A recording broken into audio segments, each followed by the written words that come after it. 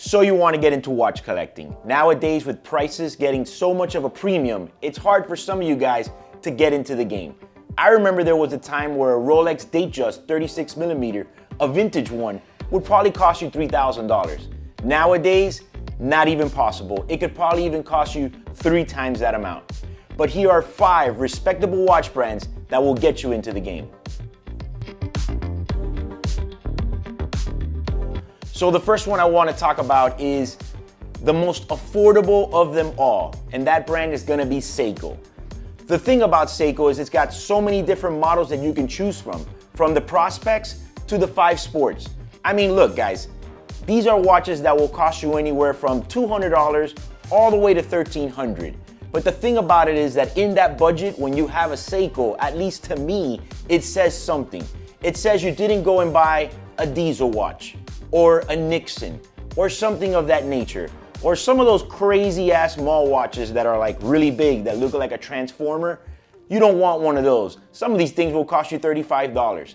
So what this says to me at least is that you went for a watch that has some type of history. Seiko has been around for a long time. My very first dive watch that I had when I was a kid was a Seiko. Not to mention these Seikos last forever. I mean, they take brutal beatings and they keep on going. Next brand I want to talk about is a bit more expensive. It's IWC. You see, the thing about IWC is when I mention this brand, I'm not talking about walking into the boutique and buying one brand new. I'm talking about shopping real closely and try to find a deal.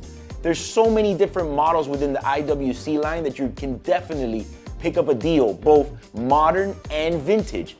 And again, it's a very well respected brand. Everything IWC makes is very well made. Yes, of course, if I was gonna dump $50,000 or $60,000 into an IWC, I would be a little bit concerned about value retention. But when you're trying to get something to get into the game that's gonna be in the lower price bracket, maybe from $1,200 to $2,500, IWC has some watches, if you find them at the right price, pre-owned, that will meet that demand. Some of the models I like, for example, are the Aqua Timer, the Pilot, the Portofino, and the Pilot Mark 17. These are watches that you can take your time and hopefully get a good deal and definitely be in the game. So the next brand that I want to talk about is Breitling. I have owned many Breitling in my life. There was a time that they used to be a lot more hot in the market and the prices demanded much more of a premium. But today, in 2022, they've kind of simmered down a bit.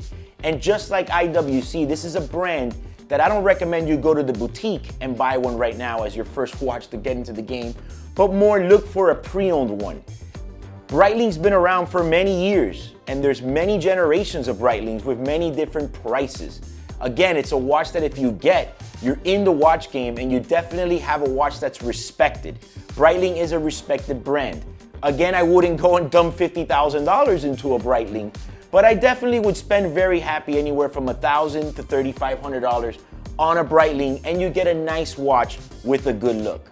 Some of the models that I've always enjoyed from Breitling would be the Chronomat. I had one myself. They come in many different sizes and generations.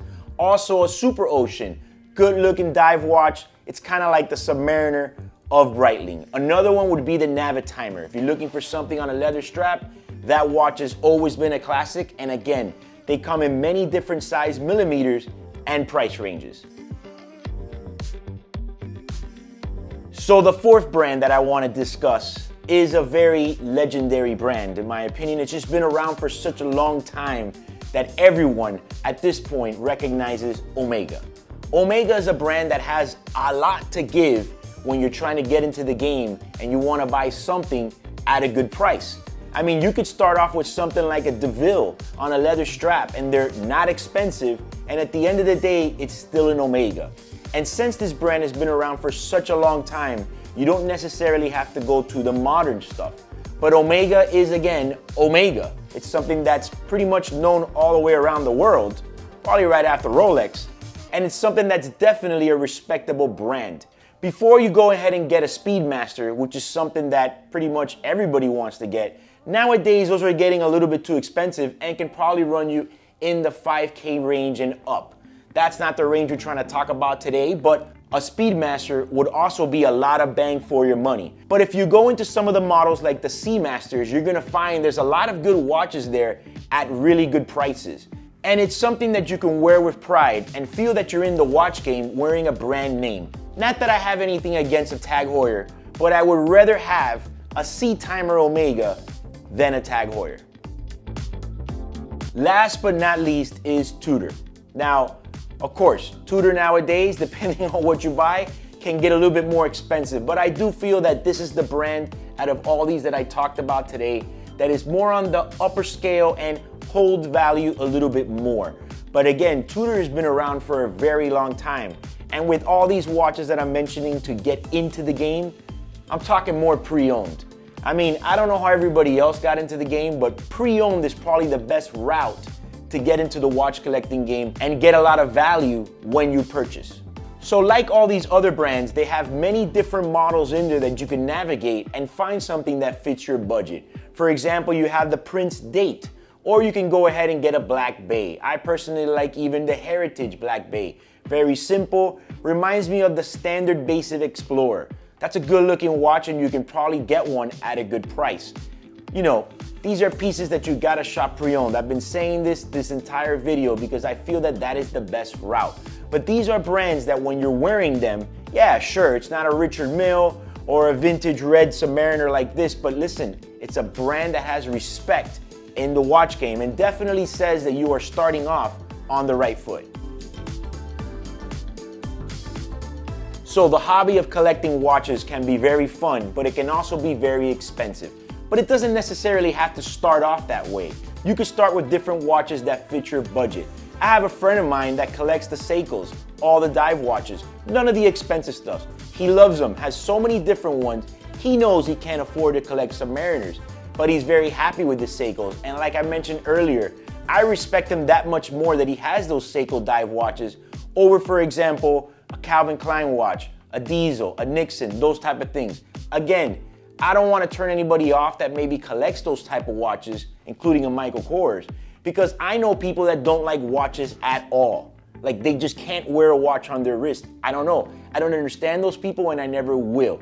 So even if you like any watch, at least it's a start. But when you want to get into the real collecting of real brands, these are 5 respectable brands that will put you in the game. So feel free to comment below what you think about this topic and these 5 brands. And if you like this video, like and share it. Also, subscribe to my YouTube channel.